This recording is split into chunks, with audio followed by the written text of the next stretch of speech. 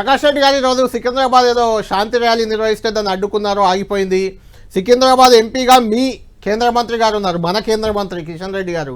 మీ reaction ఇప్పటివరకు BJP దానిపైన మాత్రం ఇవ్వలే, జిహెచ్ఎంసీ విభజనపై మాత్రం మీరు క్లారిటీగా ఉన్నారు. ఏంటి జిహెచ్ఎంసీ విభజనని, జిల్లాల పునర్విభజనని, ఇవన్నిటిని ఎలా చూస్తుంది బీజేపీ? 3-4 అంశాలు మీరు అడిగారు. ఫస్ట్ అంశం ఒకటి సార్, ముందు జిల్లాల ఒక్కడి నుంచి మొదలు పెడతా. జిల్లాల గురించి ఈ రోజున చాలా చర్చ జరిగింది, మా పార్టీలో కూడా చర్చిస్తున్నాం మేము ఇప్పుడు సీరియస్ గానే. అయితే విషయం ఏంటంటే, గత ప్రభుత్వం అశాస్త్రీయంగా చేసింది, తప్పు చేసింది. గత ప్రభుత్వం ఎన్నో తప్పులు చేసింది, అడిగిన వాళ్ళకి ఇచ్చింది, వాళ్ళ అవసరాల కోసం ఇచ్చింది, వాళ్ళ నాయకుల అవసరాల కోసం ఇచ్చింది అని చేస్తున్నారు, అని చెప్తున్నారు. వాళ్ళ నాయకులు ఎవరు అడిగితే వాళ్ళకి ఇచ్చారు, ఎట్లా అడిగితే అట్లా వాళ్ళ రాజకీయ అవసరాల కోసం ఇచ్చారు అనేది అప్పుడున్నటువంటి ఆరోపణ. దాన్ని మార్చాల్సి వస్తున్నప్పుడు మేము శాస్త్రీయం చేస్తున్నాం అంటున్నారు, కానీ మీరు శాస్త్రీయం అనేదాన్ని ఎవరు ఎస్టాబ్లిష్ చేయాలి? మీరు శాస్త్రీయంగా చేస్తున్నారు, సైంటిఫిక్ గా చేస్తున్నారు. నేను ఎవరు ఎస్టాబ్లిష్, మీరు అనుకుంటే సైంటిఫిక్, మీరు కాకుంటే సైంటిఫిక్ కాదా? ఎట్లా? అదే పాత సైంటిఫిక్ కాదంటున్నప్పుడు ఇప్పుడు కొత్త సైంటిఫిక్ అని మీరు ఎట్లా ఎస్టాబ్లిష్ చేస్తారు?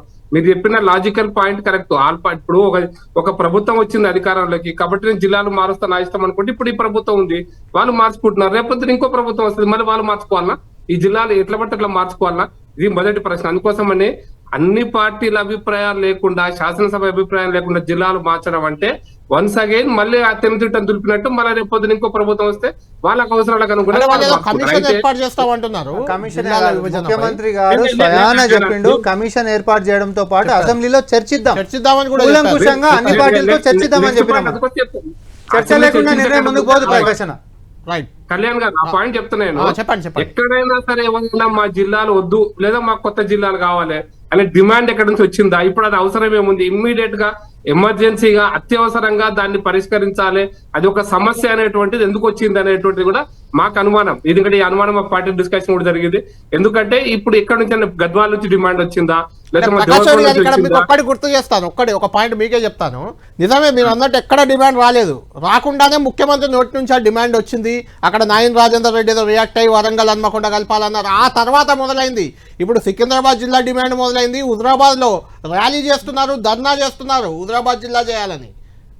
అదే నేను ఇప్పుడు ఏమంటే, ఇప్పుడు ఒక దాంతో అందుకో చెప్తున్నా, ఫస్ట్ అక్కడ నుంచి మొదలు పెడితే మన హైదరాబాద్ సికింద్రాబాద్ దాకా వస్తామని అక్కడ నుంచి మొదలు పెట్టిన లేని అంశాన్ని ఒక సమస్యగా తయారు చేసి ప్రభుత్వము తమ అంటే ఉన్నటువంటి సమస్యలను డైవర్ట్ చేయడానికి, ఆ చర్చను ప్రజల దృష్టి మళ్లించడం కోసం చేస్తున్న దానిగా మేము భావిస్తున్నాం. ప్రజల నుంచి డిమాండ్ ఏం లేదు. ఒక జిల్లా కావాలని డిమాండ్ ఉండాలా, లేదు కలపడం అనేటువంటి వేరే డిమాండ్ అండి. కళ్యాణ్ గారు, జిల్లా కావాలని డిమాండ్ చేసినప్పుడే కొత్త చర్చ వస్తుంది, కానీ అది లేకుండా చర్చిస్తున్నారంటే ఇది అటెన్షన్ డైవర్షన్, ప్రజల యొక్క ఆలోచనలు మళ్లించడం కోసం చేస్తున్న ప్రయత్నంగా భావిస్తా. ఒకటి.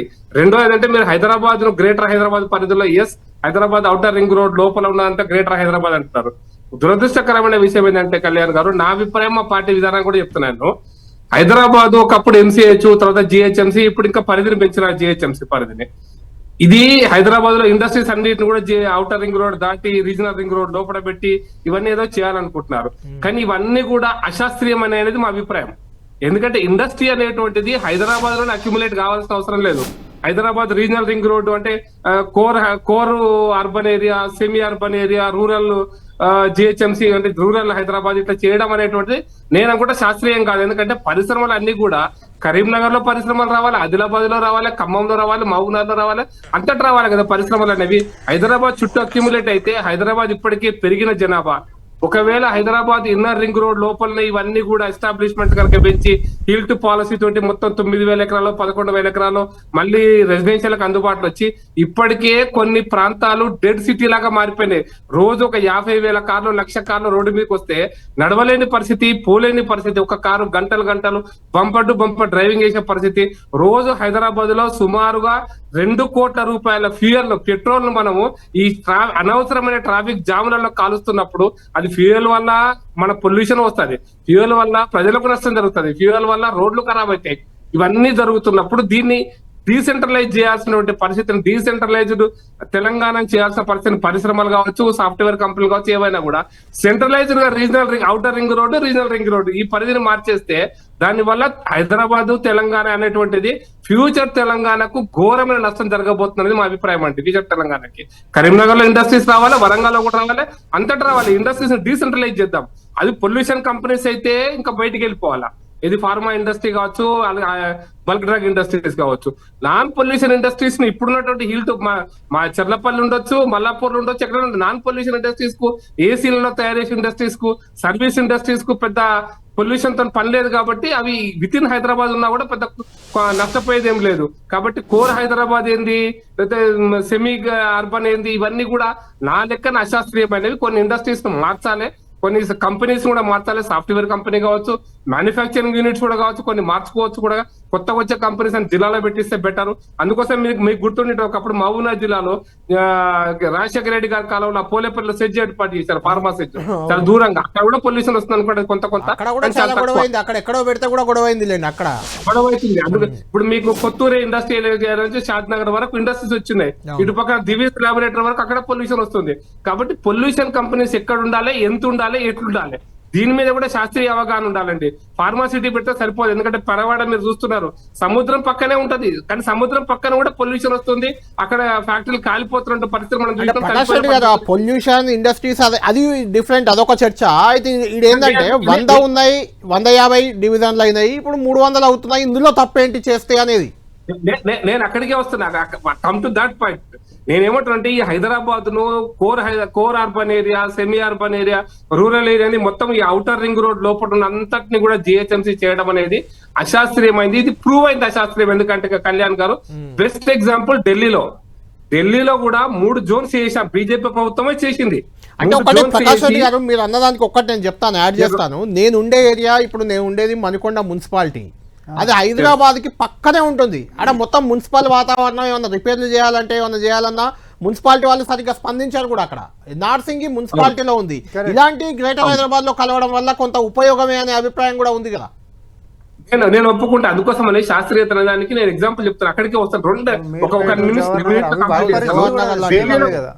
ఢిల్లీలో కూడా కళ్యాణ్ గారు 3 చేయడం వల్ల ప్రయోజనం లేదని, ప్లస్ ఢిల్లీలో ఆల్రెడీ ఎన్డీఎంసీ అని సపరేట్ ఉంటుంది, న్యూ ఢిల్లీ మున్సిపల్ కార్పొరేషన్ ని. దానికి ఎలక్షన్ జరగవు. ఎందుకంటే కోర్ ఢిల్లీ క్యాపిటల్ ఏరియా ఉంది కదా, పార్లమెంట్ భవన్ కానీ ఆ చుట్టూ ఉన్నటువంటి ప్రాంతాల్లో ఎన్డీఎంసీ సపరేట్ ఉంది. అది ఎప్పటి నుంచి బ్రిటిష్ అంటే ఇండిపెండెన్స్ వచ్చినప్పటి నుంచి న్యూ ఢిల్లీ మున్సిపల్ కార్పొరేషన్, దాన్ని ఎవరు ముట్టుకోరు. దాంట్లో నామినేటెడ్ బాడీ ఉంటుంది, అది భారత ప్రభుత్వం ఎవరు ఉంటే వాళ్ళు ఉంటుంది. అది కానీ ఈ మిగతా మున్సిపల్ కార్పొరేషన్ ఆఫ్ ఢిల్లీలో 3 చేసి దాన్ని అశాస్త్రీయమైందనే వాళ్ళు 1 చేసేసినారు. అయితే నేను ఇప్పుడు నిన్న జరిగినటువంటి మహారాష్ట్ర ఎగ్జాంపుల్ గా తీసుకొని నేను మీకు దాన్ని కంక్లూడ్ చేస్తా. మహారాష్ట్రలో థానే అనేటువంటి కళ్యాణ్ గారు, థానే ఇస్ పార్ట్ ఆఫ్ మా బాంబేనే. ఈ రోజున దూరం లేదు. థానే అంటే బాంబేలోనే ఉంది, వేరే లేనే లేదు అసలు. అది కానీ థానే డిస్ట్రిక్ట్ వేరే ఉంది, కానీ థానే అనేటువంటి సపరేట్ మున్సిపల్ కార్పొరేషన్ ఉంది.